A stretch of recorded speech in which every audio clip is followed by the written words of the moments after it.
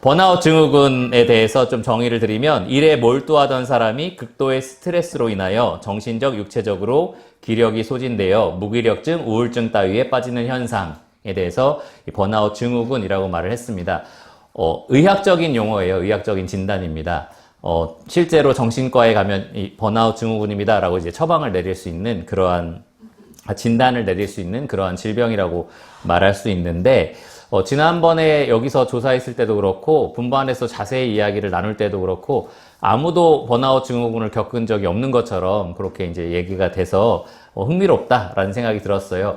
교회 사역을 통해서 실제로 이렇게 극도의 번아웃 증후군을 겪은 사람도 분명히 있을 겁니다. 이 가운데가 아니더라도 어떤 좀 강압적인 그런 교회 분위기 속에 있는 사람들, 여러분 신천지 이런 데 보세요. 되게 많은 걸 강요하잖아요.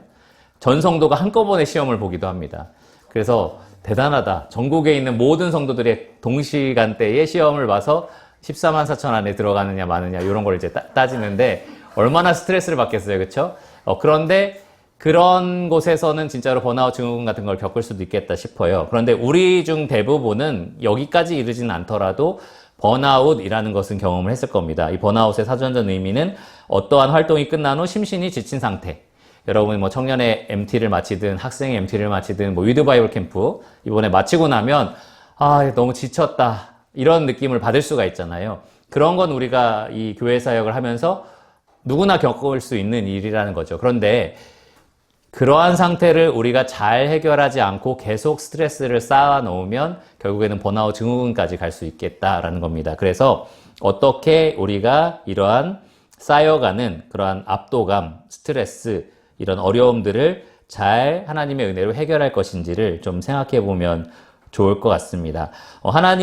하나님이 직접 우리에게 은사를 주셨고 그것으로 교회를 섬기라고 명령을 하셨는데 우리가 억지로 짐스럽게 하는 것을 기뻐하지 않으실 거예요. 우리가 기쁨으로 즐겁게 자발적으로 섬기는 것을 기뻐하실 겁니다.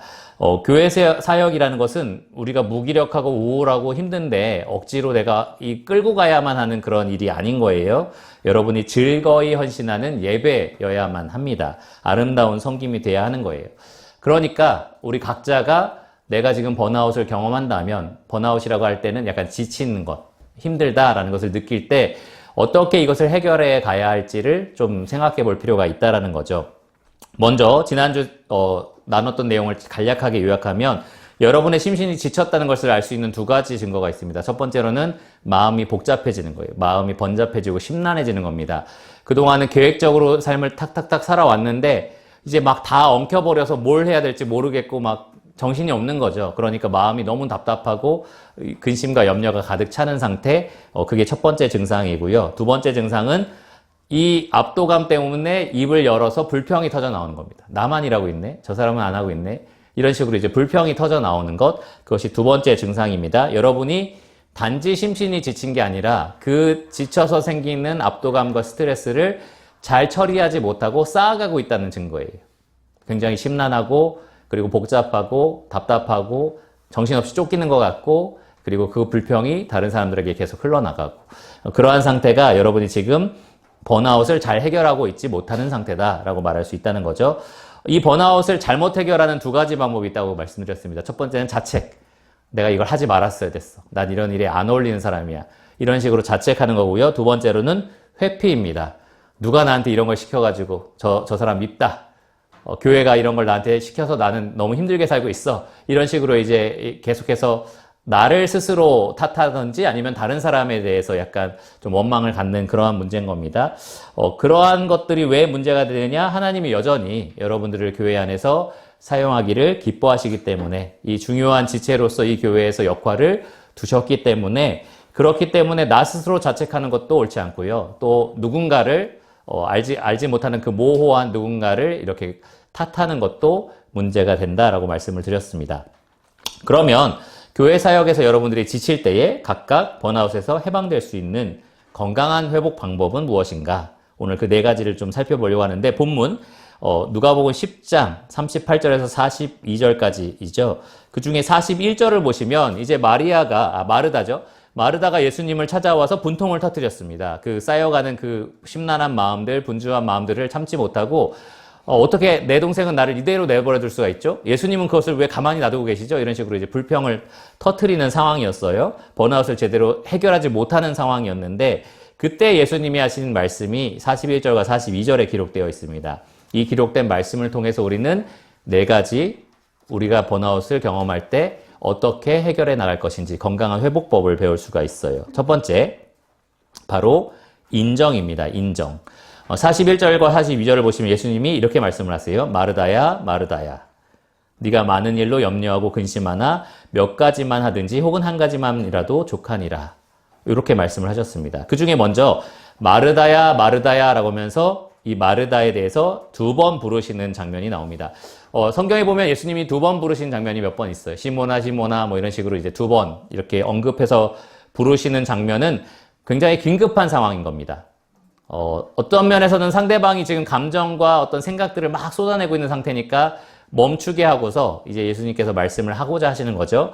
마르다야, 마르다야 라고 하면서 동시에 이 여인이 굉장히 지치고 상심한 마음을 가지고 있었다는 것을 위로하는 말씀을 하세요.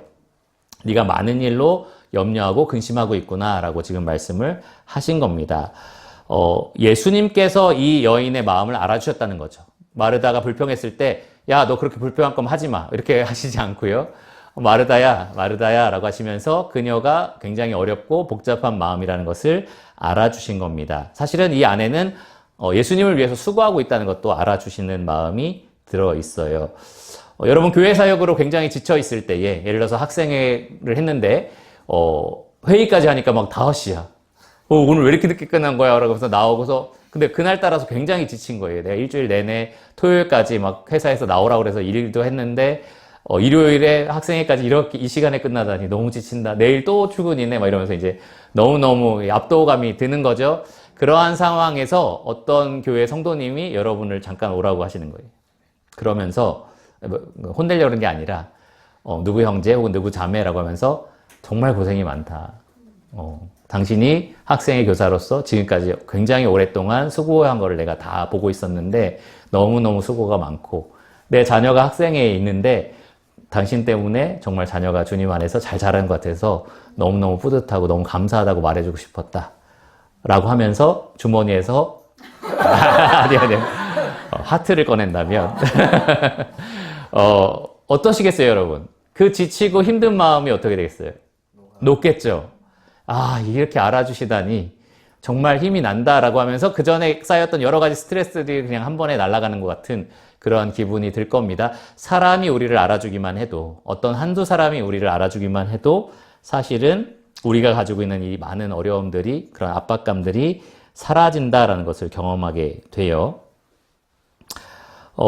우리가 무기력할 때, 우리가 정말 우울할 때에, 하고 있는 일이 너무 많아서 지친다라고 생각이 들 때에 우리는 주님께서 아신다라는 것을 완전히 잊어버리고 살 때가 많아요. 주님께서 이 모든 것을 아신다, 알고 계신다는 게 아니라, 아, 그래, 너 일하고 있는 거 안다가 아니라 알아주신다는 것을 인정하신다는 거죠. 너의 수고를 내가 다 안다 하면서 칭찬해 주시고 알아주신다라는 것을 우리가 위로로 삼지 못할 때가 굉장히 많다라는 겁니다.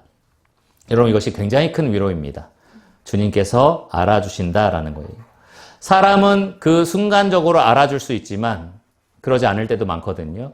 그런데 주님께서 알아주시는 것은 잠깐 이 순간을 나한테 좋은 말 해주시려고 알아주시는 것이 아니라 그것이 곧 최종적인 평가잖아요. 잘했다. 잘했다라는 영원한 평가와 거기 가치가 들어 있습니다. 그래서 주님께서 알아주시는 것만큼 우리에게 큰 위로와 소망이 없다라는 거예요. 유평교회 성도 한 100명 정도가 여러분을 찾아와서 학생의 교사로서 너무 수고 많습니다. 이렇게 하는데 주님께서는 난 네 속에 뭐가 있는지 다 알지. 이렇게 하신다면 뭐가 더 대단한 평가인 거예요. 주님의 평가가 더 중요하잖아요. 그렇죠?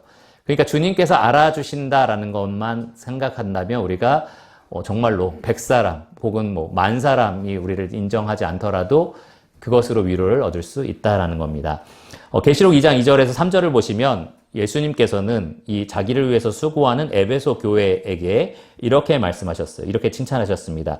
내가 너의 행위와 수고와 너의 인내를 알고 또 네가 참고 내 이름을 위하여 견디고 게으르지 아니한 것을 아노라. 다 아신다라고 말씀을 하세요. 그러니까 여러분, 아무도 모른다고 생각하지 마십시오. 여러분 지치고 힘들 때 누군가는 안다라고 생각하시고 그 누군가가 바로 모든 것을 아시고 모든 것을 판단하시고 모든 것을 보상하실 바로 그 주님이시다라는 생각을 하시면 됩니다. 자, 예수님의 공생의 사역, 약 3년 반 정도의 예수님의 공생의 사역이죠. 그 사역이 쉬웠을 것 같다라고 생각하시는 분 없죠? 예수님의 공생의 사역은 그 어떤 교회 사역보다 힘들고 어려운 사역이었을 겁니다. 누구라도 번아웃 증후군이 올 만한 그러한 사역이었어요. 첫째로 살인적인 스케줄. 예수님은 주무실 시간도 없고 앉을 시간도 없을 정도로 바쁘게 사역을 감당하셨고요. 그리고 할 때마다 막 칭찬과 인정만 있었나요? 조롱과 비방과 반대와 죽이려고 하는 사람들, 음모를 가지고 있는 사람들 굉장히 많았고요. 불신, 많은 것들을 보여주지만 믿지 못하는 사람들도 굉장히 많았습니다. 지겹도록 방해꾼들이 쫓아다녔죠. 어떻게든 책 잡아서 예수님을 고발하려고 따라다니는 사람들이 있었습니다. 사람만 따라다니는 게 아니에요. 귀신도 따라다닙니다. 귀신들이 나 당신 누군지 알아 그러면서 막 이 복음 사역을 방해하는 일들을 정말 집요하게 쫓아다니면서 했던 거예요. 정말로 누구라도 번아웃이 올 것 같은 그러한 사역을 예수님이 감당하신 겁니다. 적지 않은 사람이 예수님의 사역에 대해서 인정해 주는 사람들이 있었어요. 뭐 예수님을 믿는 사람들도 있었고 당신을 낳은 그 여인이 복되다 막 이런 말을 하는 사람도 있었고 그런 사람들이 있었지만 중요한 것은 예수님은 사람에게 조금도 의탁하지 않았다라는 거예요. 요한복음 2장 24절에 보시면 예수는 그의 몸을 그들에게 의탁하지 아니하셨으니 이는 친히 모든 사람을 아심이요. 사람의 인정을 구하지 않으셨다라는 겁니다. 왜 그럴까요? 사람은 오늘 나를 인정해도 내일 나를 비방할 수 있거든요. 그리고 사람의 인정은 아주 정확한 게 아닙니다. 그냥 그 사람이 느낀 걸 얘기해 주는 거지 그게 사실이 아닐 수도 있는 거예요. 제가 이 자리에서 복음을 제대로 전하고 말씀을 제대로 전해서 오늘 말씀을 잘 깨달았어요 라고 말했을 때 그것이 칭찬처럼 들릴 수도 있고 격려처럼 들릴 수도 있는데 이 자리에서 엉뚱한 진리를 제가 막 가르치더라도 어떤 누군가는 너무 많은 걸 깨달았어요 라고 말할 수 있는 거예요. 그렇죠? 그러니까 사람이 말하는 평가는 절대적인 게 아니라는 겁니다. 그 주관적인 개인의 의견을 얘기하는 것 뿐이고요. 그 의견조차 오늘은 긍정적이었지만 내일은 부정적일 수 있다라는 거예요. 예수님은 사람의 인정을 조금도 의탁하지 않으셨습니다. 결국 실망할 수밖에 없기 때문에 그래요. 거기에 진정한 가치가 있는 것이 아니라서 그렇습니다. 우리도 마찬가지예요. 우리도 주님처럼 사람의 인정을 바라면서 교회 사역을 할 수는 없습니다. 주님의 인정을 바라야 되는 겁니다. 예수님은 요한복음 12장 28절에 보시면 아무 사람에게도 의탁하지 않으셨다면 누구에게 의탁하셨을까? 예수님 이렇게 말씀하셨습니다. 아버지여 아버지의 이름을 영광스럽게 하옵소서 하시니 이에 하늘에서 소리가 나서 이르되 내가 이미 영광스럽게 하였고 또다시 영광스럽게 하리라. 그러니까 예수님은 아버지께 인정받기를 원하셨고요. 아버지는 나는 너를 통해서 계속 인정받고 있고 영광을 받고 있고 계속해서 영광받게 할 것이다 라고 인정을 해주고 계십니다. 예수님은 오롯이 그 아버지 하나님께만 인정을 원하셨던 거예요. 그러니까 여러분, 교회 사역 중에 지치고 힘들 때에, 심신이 너무너무 괴로울 때에 하나님 앞에 조용히 나가서 그분께 영광을 구하시기를 바랍니다. 하나님, 저의 이 일을 통해서 부족하지만, 연약하지만 저를 통해서 하나님의 이름이 영광스럽게 되기를 원합니다. 그러면 하나님께서 여러분에게 이렇게 응답하실 겁니다. 내가 너를 통해서 이미 영광을 얻고 있고 계속해서 영광을 얻을 것이다. 그것으로 충분하지 않냐는 거죠. 우리가 사역하는 데 있어서 이 주님의 인정으로 충분하지 않냐라는 겁니다. 아까 말씀드린 것처럼 주님의 인정은 절대적이고 최종적이고 영구적입니다. 그러니까 여러분 주님의 인정을 구하시기를 바라요. 물론 누군가 여러분을 찾아와서 형제, 자매, 교회 사역하는 거 너무너무 수고 많고 다 알고 있어. 칭찬해 라고 했을 때 저는 사람의 칭찬을 구하지 않습니다. 저는 당신의 격려를 별로 신경 쓰지 않습니다. 이렇게 하라는 건 아니에요.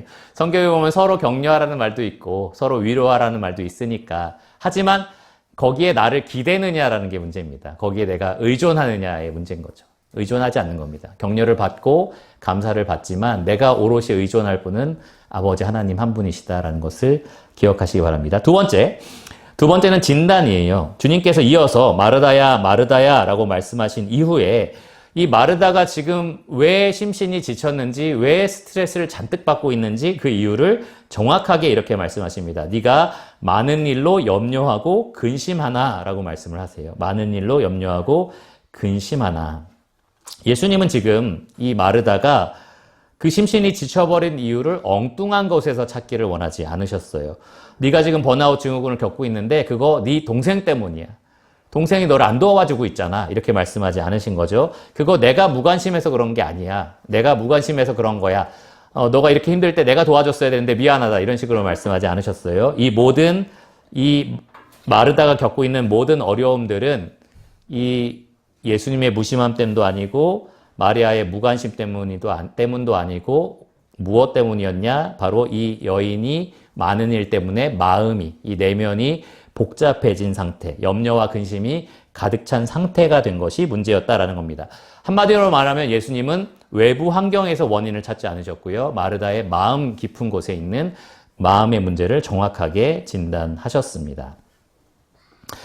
여러분들이 이 번아웃 같은 것을 느낄 때에, 교회 사역을 하면서 지친다라는 것을 느낄 때에 아까 말씀드린 것처럼 자책이나 회피로 잘못 해결하려고 할 때 그게 왜 문제냐라고 하면은 결국 원인을 엉뚱한 데서 찾기 때문에 문제거든요. 내가 이렇게 힘든 것은 이것 때문이야 라는 그 원인 진단이 잘못돼서 그런 겁니다. 그런데 주님께서는 그 진단을 올바르게 내리도록 이 마르다를 도와주셨습니다. 건강하지 않는 방법으로 자신을 탓하지 않게 하셨고요. 또 건강하지 않은 방법으로 다른 사람에게 책임 전가하지 않도록 도와주셨어요. 문제는 네 마음속에서 지금 일어나고 있는 영적 전쟁 때문이다 라고 말씀을 하셨습니다. 성경은 우리의 모든 시험받는 것, 죄로 유혹을 받는 모든 것들이 결국에는 마음에서 일어나는 문제다라고 분명하게 이야기하고 있습니다. 야고보서 4장 1절에 보시면 너희 중에 싸움이 어디로부터 다툼이 어디로부터 나느냐? 너희 지체 중에서 싸우는 정욕으로부터 나는 것이 아니냐? 내 안에 욕구들의 전쟁이 있다는 거죠. 갈등이 있다는 겁니다. 그것 때문에 죄가 태어난다라고 지금 말씀을 하고 있는 겁니다. 정욕이라는 것은 매우 강한 원함 혹은 바람, 의지를 말해요. 마르다는 무엇을 가장 원하고 있었느냐? 내가 예수님을 집에 초대했는데 정말로 잘 대접해야겠다라는 그러한 강력한 욕망이 있었을 겁니다. 나쁜 욕망이 아니었겠죠. 예수님 대접 잘하고 싶은데 그게 무슨 나쁜 욕망이겠어요. 그런데 그 욕망이 가장 커져버려서 이 마음을 차지한 것이 문제였다라는 겁니다. 이걸 막 준비하면서 시간 안에 못할 수도 있겠다라는 생각이 들었을 거예요. 그러면서 염려와 근심이 생기게 됩니다. 어쩌면 내가 원하는 만큼 완벽하게 할 수 없겠다라는 그러한 두려움이 마음을 지배했을 수도 있습니다. 그러면서 나는 예수님을 정말 잘 대접하고 싶어 라는 그 욕구가 이제 충만하게 되지 않을 위기가 닥친 거죠. 그게 채워지지 않을 위기가 닥친 겁니다. 그러니까 이 욕심에 이끌려서 이걸 해내지 못하도록 방해하고 있는 사람들에 대해서 생각하게 된 거죠. 지금 동생이 이걸 방해하고 있어.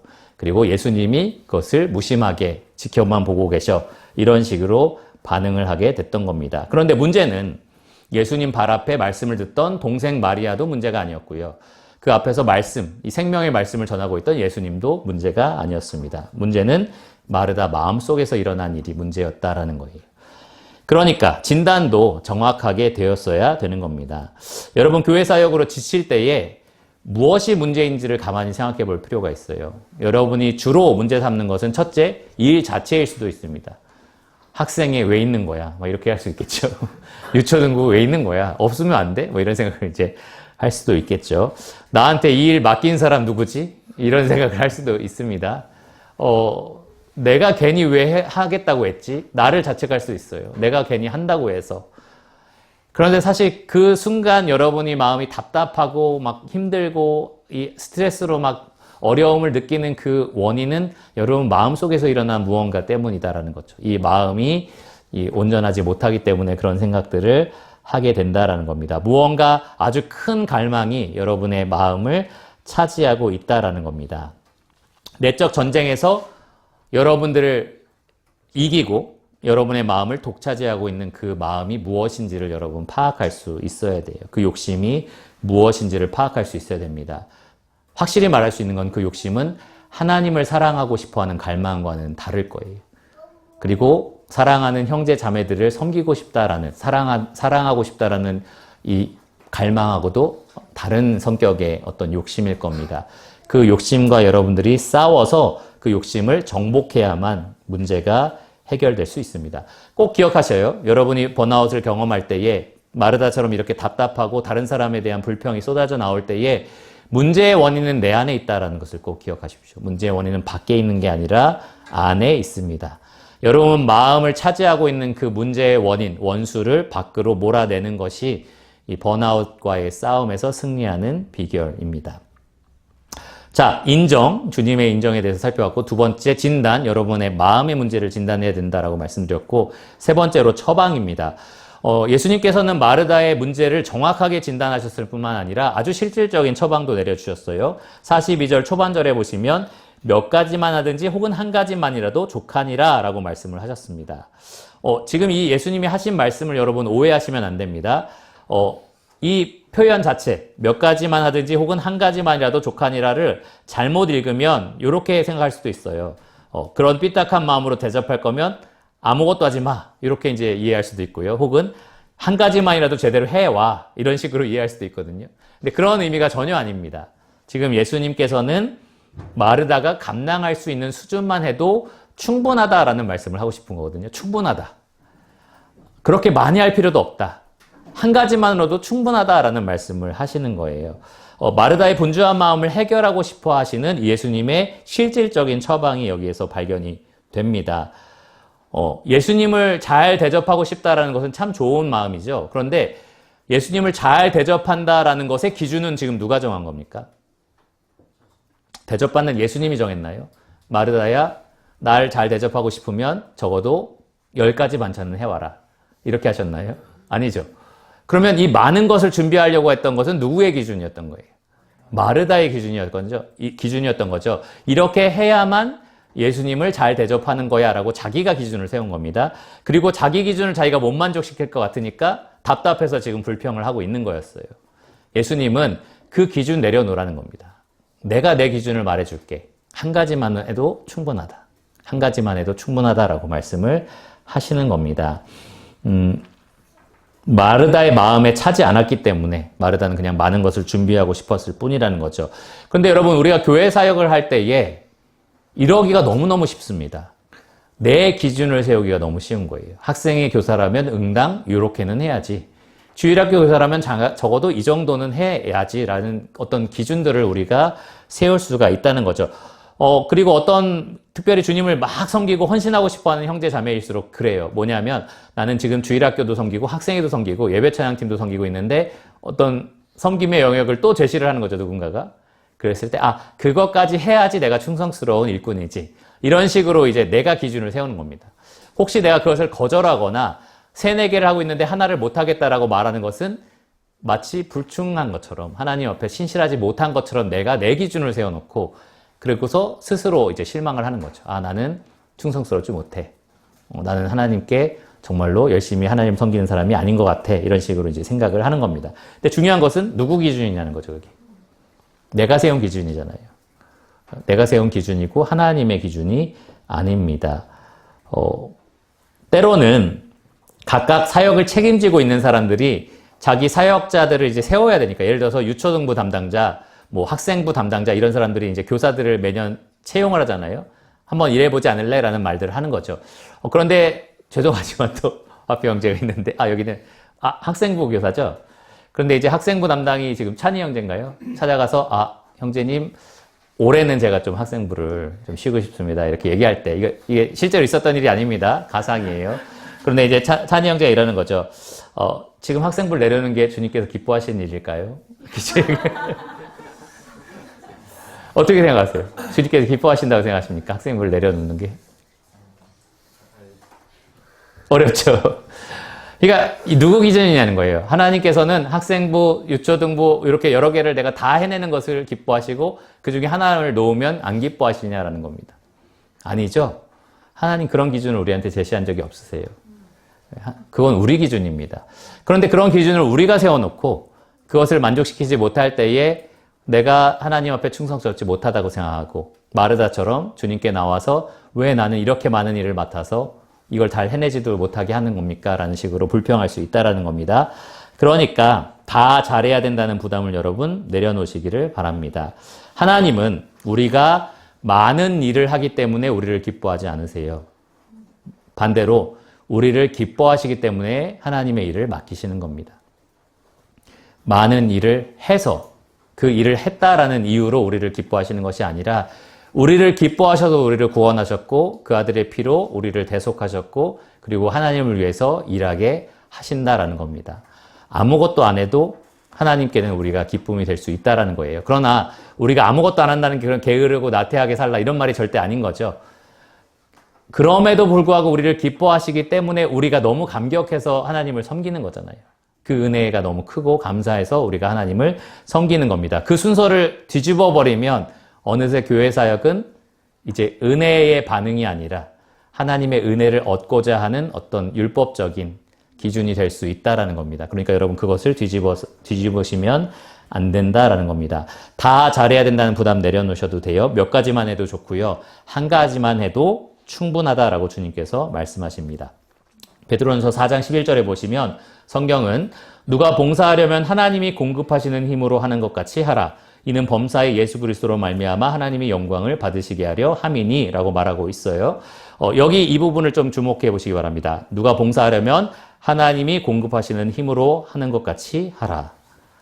교회 사역은 일종의 봉사입니다. 하나님을 섬기는 거고 성도들을 섬기는 봉사인 거예요. 그런데 어떻게 하라고 했죠? 하나님이 공급하시는 힘으로 하는 것 같이 하라. 이 부분이 굉장히 중요한데 우리는 교회 사역을 하면서 하나님이 주시는 힘으로 하는 것 같이 하지 않고 우리가 우리 힘으로 우리 지혜로 하는 것 같이 할 때가 굉장히 많기 때문에 그렇습니다. 사역의 성과를 그래서 내가 이룬 업적으로 생각하기가 쉬워요. 내가 열심히 준비해서 이 정도의 결과를 냈지. 그러니까 결과가 잘 안 좋으면 내가 못한 거고 그러니까 하나님과는 상관없어요. 하나님은 그냥 끝에서 나의 결과물을 받으실 분 정도로만 생각하는 거예요. 그렇지 않습니다. 우리가 주님을 섬기는 모든 에너지와 모든 지혜와 모든 은사가 하나님으로부터 오는 거고요. 우리는 다만 우리의 봉사로 섬김으로 그분께 다시 돌려드리는 것뿐이다 라는 것을 꼭 기억하셔야 합니다. 누가 나의 성과를 알아주지 않을 때 나의 실패로 보거나 극도의 스트레스로 여기는 것, 내가 이것을 잘 이해하지 못하고 있다라는 증거예요. 내 힘으로 하고 있다. 내 지혜로 하고 있다라고 생각해서 그렇습니다. 오늘 제가 여기 청년부에서 설교를 하고 있는데 보니까 뒤에 한 10명이 자고 있어 만약에. 안 자고 있어요. 지금 실제로는. 자고 있다고 한번 생각해 보세요. 집에 가서 망했다. 그런 날 있을 거 아니에요. 그렇죠? 오늘 찬양인도 하니까 오늘 진짜 망했다. 이런 날 있을 거 아니에요. 그렇죠? 그럴 때 그런 유혹에 넘어가기가 쉽다는 거죠. 물론 다음에 더 잘 준비해서 이 부분을 보완해야겠다라는 것들은 좋아요. 그런데 오롯이 내 힘으로 이걸 준비했고 결과물이 안 좋았고 그래서 하나님이 이것을 영광받지 못하셨다. 성도들이 이것을 섬김을 받지 못했다라고 생각만 하는 것은 그 가운데 하나님의 공급하심이 그냥 쏙 빠져 있는 거잖아요. 그러면 여러분 번아웃이 오기가 굉장히 쉽습니다. 그것을 극복하기 위해서는 이 모든 일 가운데 하나님이 모든 것을 공급하신다라는 것을 늘 기억해야 한다라는 거죠. 주님께서는 우리에게 업적을 요구하지 않으시고요. 결과를 요구하지 않으십니다. 우리에게 요구하시는 것은 딱 하나. 충성이라는 거예요. 충성. 예.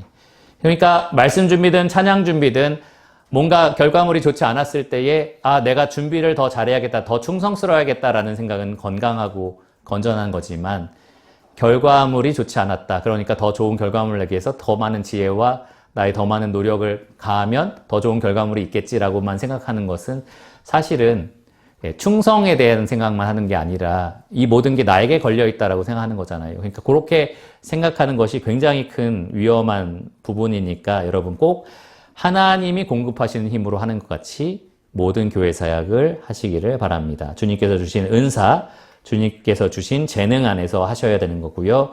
때로는 주님이 우리에게 허락해 주신 환경이라든지 상황이라든지 결과가 내가 원하는 것과 다를 수도 있다는 것을 인정하면서 다만 충성하시기를 바랍니다. 그러면 주님께서는 이렇게 말씀하실 거예요. 마르다에게 하신 것처럼 그걸로 충분하니라. 그걸로 충분하니라. 우리가 지금 위드 바이블 캠프 준비하고 있고 매년 할 때마다 몇 명 모이나 뭐 이런 거 관심이 많이 가는데 어떻게 하면 더 많은 아이들이 이 캠프를 통해서 유익을 얻을 수 있을까를 고민하는 것은 참 좋은 일이에요. 그런 걸 실질적으로 고민하고 생각해 볼 수도 있는 겁니다. 그런데 저도 그렇고요. 계속 그런 유혹에 빠지지 않으려고 노력을 해요. 하나님, 우리가 이걸 하는 것은 충성스럽게, 우리에게 맡겨주신 일에 충성스럽게 하려고 하는 것이고요. 주님께서 보내주시는 사람들을, 그리고 우리가 잘 하나님의 주신 이 공급하신 힘으로 잘 준비된 캠프를 통해서 하나님께 영광을 돌리고 참석한 이들과 유익을 누리기 위해서 이것을 하고 있습니다. 라고 계속 기도하려고 합니다. 주님께서 그것으로 충분하다고 하셨으면 된 거잖아요. 그렇죠? 그러니까 우리가 그런 마음으로 잘 준비했으면 좋겠습니다. 잠깐 위드 바이블 캠프 홍보를 했고요. 아직 신청하지 않으신 분들은 끝나고 남으시면 됩니다. 자, 4번. 첫 번째 인정이었고요. 자, 위드 바이블 캠프 없는 내용인데 통역이 됐나요? 자, 아닌가요? 오케이. 1번 인정. 두 번째 진단. 그쵸, 마음의 문제를 진단하라. 세 번째 처방. 충성스러우면 됐다. 예, 한 가지만이라도 충성스러우면 됐다라고 말씀을 드렸고요. 마지막으로는 짧게 우선에 대해서 좀 말씀을 드리겠습니다. 42절 하반절을 보시면 마르다가 비판한 마리아에 대해서도 예수님이 한마디를 하셨어요. 마리아는 이 좋은 편을 택하였으니 빼앗기지 아니하리라. 자, 마르다는 음식 준비하는 일을 택했고요. 마리아는 예수님 발 아래서 말씀 듣는 것을 택했습니다. 그러다 보니까 이 말씀을 굉장히 오해하기가 쉬워요. 교회 사역에서 헌신하면서 상대적으로 덜 헌신하는 성도들을 보면서 우리만 맨날 봉사하고 저 사람들은 맨날 말씀만 듣고 뭐 찬양만 부르고 이렇게 이제 좀 불평을 갖고 있는 사람들이 볼 때는 예수님께 굉장히 서운할 수 있는 말씀입니다. 너는 나쁜 거 택했고 얘네들은 좋은 거 택했어 라고 말씀하시는 것처럼 들리잖아요. 그러니까 그런 성도님들 입장에서는 어떻게 예수님에게 말하고 싶으냐? 그러면 저희도 좋은 거 택했죠. 이렇게 말하고 싶은 거예요. 그럼 누가 주방에서 봉사하나요? 그럼 누가 오늘 교회에서 밥 아무도 안 먹나요? 뭐 이런 식으로 이제 예수님께 말하고 싶은 딱 그런 대답을 지금 하신 겁니다. 그런데 예수님은 지금 마르다의 이 봉사를 평가절하하지도 않으셨고요. 너는 정말 못한 거를 지금 택했어 라고 말씀하신 것도 아니고요.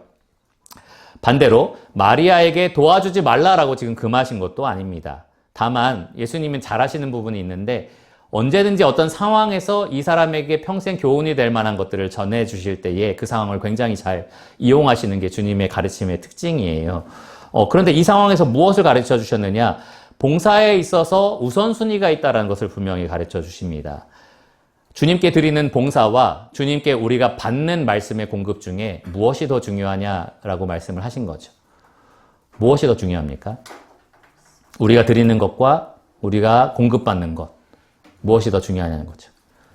공급받는 게 더 중요합니다. 아까 제가 말씀드렸잖아요. 우리가 봉사하려거든 하나님으로부터 공급받는 것처럼 하라. 공급받지 않는데 우리가 어떻게 하나님께 드릴 수 있겠어요? 그러니까 우선순위에 있어서는 공급받는 게 먼저다라는 겁니다. 하나님께 공급받는 게 먼저다라는 거예요. 구체적으로 살펴보시면 첫 번째로 우리는 말씀을 통해서 주님께서 우리의 수고를 알아주신다라는 것을 확인할 수 있습니다. 주님이 아신다라는 것을 말씀을 통해서 확인할 수 있어요. 그리고 두 번째로는 우리는 말씀을 통해서 우리 이 번아웃의 문제를 바르게 진단할 수 있습니다. 모든 문제의 원인이 밖에 있는 게 아니라 내 마음에서 일어나는 영적 전쟁 때문이구나라는 것을 말씀을 통해서 우리는 확인할 수 있습니다. 올바른 의사를 찾아가야 우리가 병을 제대로 진단할 수 있잖아요. 그런데 우리 마음의 병을 제대로 진단해 주는 것은 말씀이다. 그러니까 말씀 공급을 우선순위에 삼아야 된다는 겁니다. 마지막 세 번째로 성경은 계속해서 우리가 섬기는 대상이 예수님이다라는 것을 분명하게 보여주십니다. 그래서 예수님을 알아가면 알아갈수록 말씀을 더 대하면 대할수록 우리가 공급을 받으면 받을수록 우리는 이 주님을 섬기는 게 가장 중요하다. 내가 어떻게 많은 일을 하는 것, 많은 일을 동시에 같이 맡아서 하는 것 이런 게 중요한 게 아니라 지금 이 성경이 증언하는 예수님을 사랑하고 그분을 섬기는 게 가장 중요하다는 것을 말씀을 통해서 우리는 확인할 수 있습니다. 앞서 말한 인정과 진단과 처방 부분에 대한 모든 지혜가 이 성경에 기록되어 있기 때문에 우리는 말씀 공급받는 것을 우선순위에 삼아야 한다라는 겁니다. 여러분이 교회에서 손으로 많은 일들을 할 수가 있거든요. 발로 많은 일들을 할 수 있는데 예수님이 말씀하신 이 좋은 편을 절대로 빼앗기시면 안 됩니다. 하나님으로부터 이 공급받는 이 말씀의 공급을 여러분 빼앗기면 이 전력을 잃어버린 채로 그냥 계속 하나님을 섬기는 계속해서 그러면 방전될 수밖에 없는 그러한 사람이 되고 만다는 거죠. 그러니까 여러분 우선은 말씀을 가까이 대하시고요. 말씀으로 공급을 받으시고요. 그리고 나서 그 힘으로 그 열정으로 예수님을 섬기시기를 바랍니다. 자, 이 말씀 제목이 지난주에 이어서 번아웃 없는 사역의 비결이라는 제목이었는데 다소 과장된 건 사실이에요. 번아웃이 왜 없겠습니까? 지칠 때가 왜 없겠어요? 그런데 이 번아웃이라는 지치는 상태라는 것을 우리가 그냥 쌓아두기만 한다면 결국에는 이 하나님도 원하지 않고 우리도 원하지 않는 번아웃 증후군이라는 우울증에, 무기력증에 빠지게 되기 때문에 우리가 이것들을 잘 해결해 나가야 됩니다. 한마디로 딱 번아웃 없는 이 사역의 비결이 무엇이냐라고 말한다면 저는 이렇게 말하고 싶어요. 하나님을 기뻐하는 힘이 결국 번아웃을 사라지게 하는 비결이다. 하나님을 기뻐하는 힘이 결국 번아웃을 사라지게 하는 비결이다. 베드로전서 4장 11절에 아까 하나님의 힘으로 공급받는 것처럼 봉사하라라고 말씀하신 후에 베드로전서 4장 11절에 이렇게 말하고 있습니다. 이는 범사에 예수 그리스도로 말미암아 하나님이 영광을 받으시게 하려 함이니 그에게 영광과 권능이 세세에 무궁하도록 있느니라. 아멘. 이 열정에 사로잡히는 거죠. 나는 하나님이 너무나 사랑스럽고 너무나 영광스럽고 내가 하는 모든 일을 통해서 하나님께 영광 받으시기를 간절히 원하기 때문에 이 일을 하는 것이다 라는 것을 늘 기억할 수 있는 사람은 번아웃에 빠지지 않을 수가 있습니다. 그러니까 여러분이 하나님을 기뻐한다면, 하나님을 사랑한다면, 하나님을 경외하는 것을 정말로 갈급한다면 그러면 이 번아웃에서 계속해서 벗어날 수 있다는 거죠. 지치고 힘들 때마다 여러분 내가 이 일을 왜 하는지, 내가 섬기는 대상이 누구신지를 생각해 보시기를 바랍니다. 나는 영원히 지옥에 갈 수밖에 없는 죄인이었고 나에게 합당한 것이라고는 하나님의 영원한 심판과 저주뿐이었는데 하나님이 나를 살리셔서 하나님을 영원히 찬양하고 감사할 수 있는, 섬길 수 있는 예배자로 삼아주셨다라는 것. 그리고 하나님의 불순종의 아들들이었는데 순종의 아들들로 하나님께서 거듭나게 하셔서 영원히 하나님과 더불어 사귐을 누리게 하셨다는 것. 그것 자체가 굉장히 놀라운 일이잖아요. 그런데 자기 피로 사신 교회를 나의 이 연약하고 부족한 지혜와 은사로 섬길 수 있게 하셨다라는 것, 정말로 놀라운 일입니다. 우리가 섬기는 그 일을 통해서 교회를 세우시고 머리 대신 예수님을 드러나게 하셔서 이 땅에 죽어가는 영혼들을 구원하고 계신다는 것. 내가 그 일에 동참하고 있다는 것이 굉장히 큰 일이다라는 거죠. 그러니까 여러분 그렇게 큰 그림을 보실 수 있어야 돼요. 이것이 하나님의 영광을 위한 일이고 나는 그 영광을 위한 일을 정말로 기뻐한다라는 생각을 계속해서 다시 되새기고 하셔야 이 번아웃 없는 사역의 비결을 얻으실 수가 있을 겁니다. 저는 지난번에 말씀드렸는지 모르겠지만 중학교 때부터 유초등부 교사를 했고요. 대학교 올라가서 이제 학생부 교사와 청년부 회장을 하고 또 예배찬양팀도 악기 하나 다루지 못하는데 그냥 선곡하고 막 앞에서 부르기만 하고 이러면서 이제 인도도 하고 이것저것 맡아서 막 하게 됐었어요. 돌아보면 정말로 미약하고 부족하고 옛날에 한번 얘기한 것 같은데 학생의 말씀도 막 농구하다가 청년들하고 같이 농구하다가 너 내일 말씀이야 그러면 나야? 그러면서 막 집에 가서 막 이렇게 적어서 갖고 와서 하고 막 너무 부끄럽고 너무 부족하고 지금 생각하면 제가 가르쳤던 그 학생부 아이들한테 너무너무 미안하고 막 그래요. 근데 그런 나를 사용하셔 주셨다는 것 자체가 정말로 감사하다. 그렇게 부족하고 연약했지만 그런 나를 계속해서 사용하여 주셔서 지금도 계속해서 교회를 위해서 섬기게 하여 주신 하나님께 정말로 감사하다는 생각이 듭니다. 모든 것이 하나님의 은혜다라는 생각이 들고요. 여러분들도 그 은혜에 감격하여서 이 일을 계속 감당하시기를, 아무도 번아웃을 느끼지 않고 지금 각각 교회 여기저기에서 섬기고 있는 일들을 기쁨으로 감당하시기를 바랍니다. 하나님께서 그 수고를 아실 거고요. 영원한 보상을 더하실 겁니다. 기도하고 말씀을 마치겠습니다. 하나님 감사합니다. 오늘 또 이 귀한 말씀을 통해서 우리가 어떻게 번아웃 없는 사역에 헌신할 수 있는지 말씀을 알려주심에 감사를 드립니다.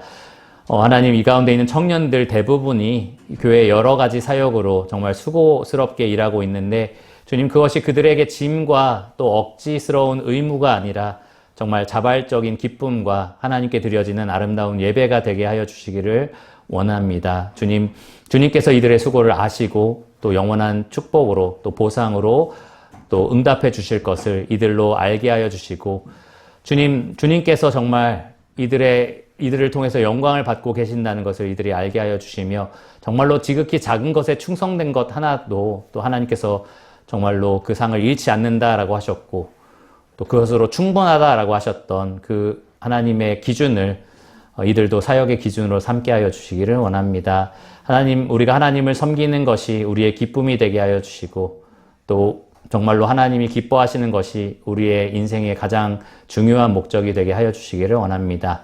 여기 있는 청년들과 늘 동행하여 주시고 그들의 섬김으로 영광 받으시고 앞으로도 그들을 통해서 계속해서 영광 받으실 예수 그리스도 이름으로 감사하며 기도드렸습니다. 아멘.